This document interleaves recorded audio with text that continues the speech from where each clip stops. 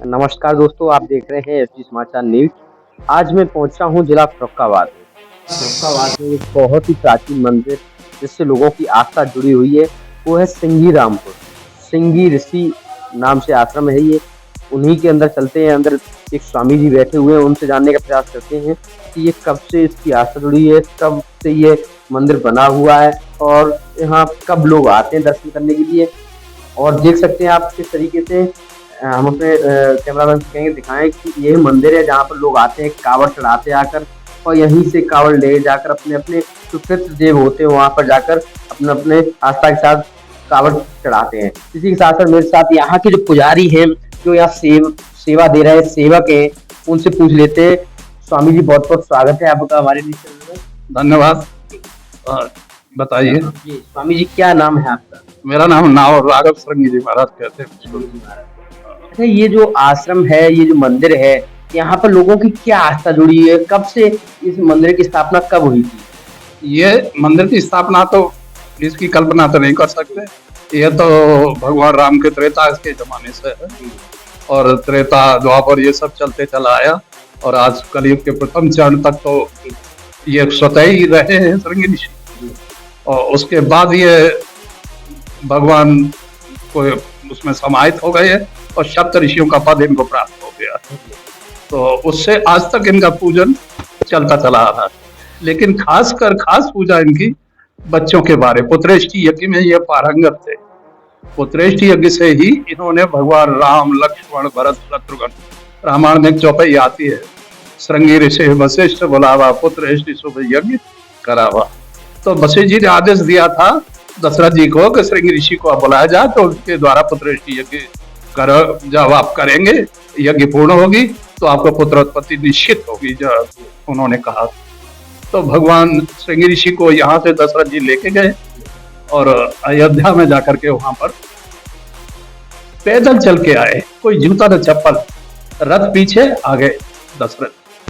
तो इस तरह से सम्मान किया उनका और ले जा करके वहां पुत्रेष्टि यज्ञ की खीर बनाई। उस समय रावण ने 3 बार के किसी को भेजा। जिस समय खीर को विध्वंस रावण जानता था कि अगर मेरा काल पैदा हो गया तो मैं मारा जाऊंगा, इसलिए खीर को ही विध्वंस कर दो तो शायद प्राण बच जाएंगे। तो उन्होंने कैक्सी को चील बन के रूप में बनाकर भेजा है। चील बन के आइए। और जिस समय यज्ञ भगवान ने पहले खीर का कटोरा दिया है तो उसमें एक झपट्टा मारा है। दशरथ जी ने बिना फर का बाण छोड़ दिया और बिना फर के बाण से वो तो भागी तो आगे जाकर के माता अंजनी जो ऋषि पर तपस्या कर रही, ओम का जाप कर रहे, ऊपर की तरफ मुंह कर। ओ जब इस तरह देखा तो उसने सोचा कि मेरे बेटे के राज्य में ओम का जाप कौन करता है। तो इतना कहा तो खीर उसके मुंह से छूट गई और सीधी माता अंजनी की कोख में मुंह में से आ गई। उससे गर्भ रह गया। भगवान हनुमान जी आए। उसके बाद फिर दोबारा उसने भेजा है और दोबारा भेजा तो दोबारा झपट्टा फिर मारने को ही, थोड़ी चोट मार पाई तब तक फिर बाण छोड़ दिया और वो जब मीठी लगी तो स्वतः ही निकल गई। उसको विभीषण पेट में आया। उसके बाद जो बची तो दशरथ जी ने कहा कि भाई इसको जल्दी व्यतीत कर लो, क्योंकि कई इसमें रोक टोक आ रही है, पापी लोग आ रहे हैं, राक्षस लोग विध्वंस कर देंगे। तो उन तीनों माताओं को बांट दिया जिससे राम, लक्ष्मण, भरत, शत्रुघ्न पैदा हुए। ये श्रृंगी ऋषि की कहानी है। तो उसके बाद इसीलिए विभीषण राम की सेना में आके मिल गया, क्योंकि ब्लड को पुकारता है, खून का ही होता है। और इसीलिए हनुमान जी सेवक बने। अच्छा सर, ये तो सेवक की आपने बात की है, यहाँ पर जो कांवड़ वाली आस्था लोगों की जुड़ी है, ये कैसे जुड़ी है? ये क्यों लोग आते हैं यहाँ पर? मैंने तो यार यहाँ 16 साल मुझे हो गई, मैं तो ये किसी को ना करते नहीं देखा। जो भी मांगता है, मैं आपको विश्वास दिला रहा हूँ कि जो भी आदमी आस्था लेके आता है मांगता है कि मेरा काम हो जाए, हो जाता है। ये इनकी ज्यादा, क्योंकि श्रृंगी ऋषि साक्षात विराजमान है। वही सप्त ऋषि के होदा प्राप्त, इनको पद प्राप्त है, बहुत बड़ी ताकत है। ये मैं तो समझता हूँ हिरणी के नीचे आके खड़े हो गए। इनका जन्म गर्भ से नहीं है, ये हिरणी के नीचे आके खड़े हो गए। भाई प्रकट कृपाला, इस तरह का इनका जन्म था। और हिरणी थी कौन? ब्रह्मा जी की मानसिक पुत्री थी, जिससे यह पैदा है। उनको श्राप लगा हुआ था, पृथ्वी पे विचरण कर रही थी और उधर विभांडक, इनके पिता का नाम था विभांडक ऋषि, ने उनसे शादी कर दी। जब शादी करी उसके बाद 9वें मास में गर्भ हुआ, उसी दिन उनका जो श्राप था वो पूर्ण हो गया। और श्रापित हो करके उन्होंने रोई कि मैं तो अब जाऊंगी। तब उन्होंने कहा कि भाई बालक को मैं कैसे पालन पोषण कर सकता हूँ, इसका माँ तो कर सकती है। लेकिन पिता इतना परेशान हो गया तो उन्होंने कई आशीर्वाद दिए। कि पहला आशीर्वाद दिया उन्होंने कि ये पुत्रेष्टि यज्ञ में पारंगत होगा। दूसरा आशीर्वाद दिया कि हथियार शोध में पारंगत होगा। तीसरा आशीर्वाद दिया उन्होंने कि ये विद्वता में सबसे महान होगा। इस कई आशीर्वाद दिए। तो हथियार शोध, जल शोध और ये बहुत बड़े वैज्ञानिक भी थे और दवाओं का भी शोध इन्होंने किया। तो उसके बाद भगवान राम की एक बड़ी बहन थी पहले, तो राम की बहन थी, उनका नाम था शांता, जो दशरथ जी ने राजा रोमपाद को दत्तक पुत्री के रूप में दे दिया था। राजा रोमपाद थे चंपारण के बिहार मुंगेर जिला। तो उन्होंने सिंह ऋषि की शादी करी और शादी बड़ी धूमधाम से हुई है। वो भी निपुत्री थे, लेकिन उनको भी इन्होंने भी पहले वहां पुत्रष्टि की है, तो वहां भी उनके 2 पुत्रों का जन्म हुआ है। इस तरह से श्रृंगी ऋषि हर युग में चलते चले आए। तो बाद में इनके मस्तक पे 2 सींग थे। इनको यह भी वरदान था कि जहां ये सींग आपका गिरेगा वो तीनों लोकों में परम पवित्र जगह होगी, और उस जगह पे जो भी आएगा माथा टेकेगा उसका कार्य अवश्य सिद्ध होगा। तो ये तब से यहाँ श्रृंगी रामपुर में इनका सिंह कहाँ पर गिरा था? यही श्रृंगी रामपुर में गिरा था। ये एक बार कंपिल गए थे, कंपिल में इनका हिला है, उसका नाम पड़ा कंपिल। फिर एक फरुखाबाद के उस तरफ नौखड़ा गांव पड़ता है, उसका नाम है नौखड़ा। तो वहां लटक गया लेकिन उखड़ा नहीं। तो फिर ये आगे फिर आ गए। फिर जैसे ये टिल्ले पे अपने पे यहाँ आए आश्रम पे, यहाँ आके वो सिंह गिर गया था।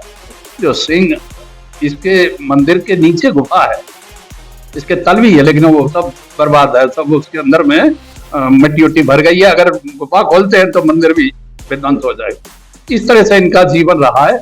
और सदा लगभग कितनी संख्या में श्रद्धालु आते हैं जब यहाँ पे मेला लगता है? यहाँ कम से कम 5-7 लाख आदमी के करीब 5-6 लाख आदमी आता है। कैसे क्या मैनेजमेंट होता है प्रशासन की तरफ से? प्रशासन, पुलिस का बहुत अच्छी व्यवस्था रहती है। बाजार में एसपी साहब खुद बैठते हैं, डीएम साहब बैठते हैं, और जो अधिकारी एसडीएम वगैरह सब आते हैं।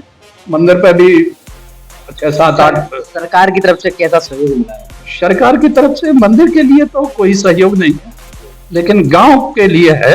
गांव में जो पर्यटन केंद्र घोषित हो गया है, तो पहले 60 लाख जन कितने की आए थे, तो उसमें 2 गेट बन गए, एक छोटा सा खरंजा बन गया बस कदम, और दूसरा 80 लाख की आई थी, उसमें एक धर्मशाला बन गई, एक गेट बन गया कदम। तो इसके बाद पता नहीं क्या हो रहा है, क्या हुआ आज तक हमें तो कोई खास यहाँ पर मैनेजमेंट सरकार ने नहीं किया? नहीं, वो खास नहीं है कुछ भी। क्या आप मांग करते हैं आप सेवक के रूप में यहाँ बहुत बड़ा पर्यटन बनना चाहिए? एक तो गार्डन होना चाहिए, और यहाँ के चारों तरफ जो रोड है उसमें अच्छे अच्छे पौधे लगाए जाने चाहिए। ये चीज जब तक पौधारोपण नहीं होगा तब तक किसी तीर्थ की शोभा नहीं जगती है ना, इसलिए पौधारोपण जरूरी है। और धर्मशाला तो है। पर्यटन मंत्री जयवीर सिंह जी हैं, जो कि मैनपुरी से सदस्य विधायक हैं। क्या आपकी तरफ से क्या मांग है उनके लिए, आपकी मंदिर के लिए क्या कहना? मैं मंत्री इसको वैसे मैं जानता हूँ जगवीर उनको, क्योंकि मैं भी उसी क्षेत्र का, मेरी मातृभूमि है। लेकिन उनसे रिक्वेस्ट यही करूंगा कि यहाँ पर कई लोग बाहर से आते हैं, तो रुकने का स्थान अच्छा नहीं है।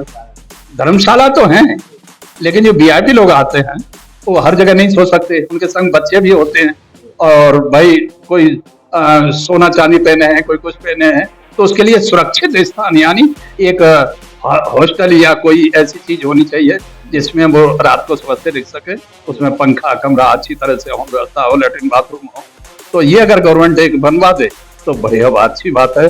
और बहुत बहुत आशीर्वाद। गंगा जी के लिए जाने में बहुत व्यवस्था है, बहुत खराब होती है। जो मंदिर के किनारे से ही जो खरंजा गया है, उस खरंजे से अगर गंगा को आप जोड़ते हैं, यहाँ से ऊंचा उठा करके, हाँ वहाँ ऊंचा उठाकर और उसको आप अगर ले जाते हैं तो गंगा बहुत नजदीक रहेगी, और गंगा का स्थान भी जागृत हो जाएगा। क्योंकि अभी कुछ लोग 3-3.5 किलोमीटर पे पहुंच गई गंगा, बालू पड़ती है, रास्ता कोई है नहीं, नहाने वाला जाता जरूर है, लेकिन उधर से जब आता है तो पीड़ित सा हो जाता है। इसलिए अगर रास्ता सही हो जाए तो बहुत अच्छा लगेगा और बहुत बहुत सरकार को धन्यवाद भी मिलेगा, लोगों का आशीर्वाद भी बहुत। और भी कोई मांग है? और भी कोई मांग आपकी? और कोई खास मांग नहीं है। हमें क्या चाहिए, हमें तो यह है कि जयवीर सिंह जी अगर ध्यान दें तो बहुत कुछ हो सकता है। और ये मुझे आशा है कि बटेश्वर नाथ की कृपा से, सिंघीनाथ की कृपा से उनको सदैव विजय रहे, लेकिन वो ध्यान जरूर इस तीर्थ पर दे, क्योंकि ये आपका तीर्थ है। यहाँ पर सब उधरी कासगंज और ये क्या कहते हैं शिकोहाबाद, मैनपुरी है ना, और सरसागंज, ये सब लोग यहाँ कांवर लेने आते हैं। अगर एक बहुत बड़ा माहौल बन जाएगा, अच्छा कोई हॉस्टल वगैरह बन जाएगा, होटल वगैरह, तो उसमें लोग रोकने की व्यवस्था बनी रहेगी और आपका भी कार्यक्रम जागृत रहेगा। और हमें यही फायदा कि आपके पास ये विभाग आया है, तो अपने तीर्थों को बढ़ा दें। धन्यवाद है आपके लिए। बहुत बहुत धन्यवाद। जैसा कि मेरे साथ यहाँ के सेवक के रूप में जो कार्य करने वाले स्वामी जी थे, संत थे, उन्होंने काफी मुद्दों पर चर्चा की, काफी चीजें बताई इस आश्रम के बारे में, इस मंदिर के बारे में, और खास उन्होंने पर्यटन मंत्री जयवीर सिंह जी से भी मांग की है। उन्होंने आशा की है कि इस पर थोड़ा सा ध्यान दिया जाए, जिससे कि इससे भी लाखों लोगों की आस्था जुड़ी हुई है। तो हम भी मंत्री जी से अनुरोध करेंगे कि हमारे चैनल के माध्यम से हम ये बात उन तक पहुंचाने का पूरा प्रयास करेंगे कि वो भी इस सिंगी रामपुर गांव की तरफ और सिंगी ऋषि आश्रम की तरफ जरूर ध्यान दें। ये मंदिर बहुत ही प्राचीन मंदिर है, इससे काफी लाखों लोगों की आस्था जुड़ी हुई है। तो रोहित के साथ मोहित की खास बहुत धन्यवाद।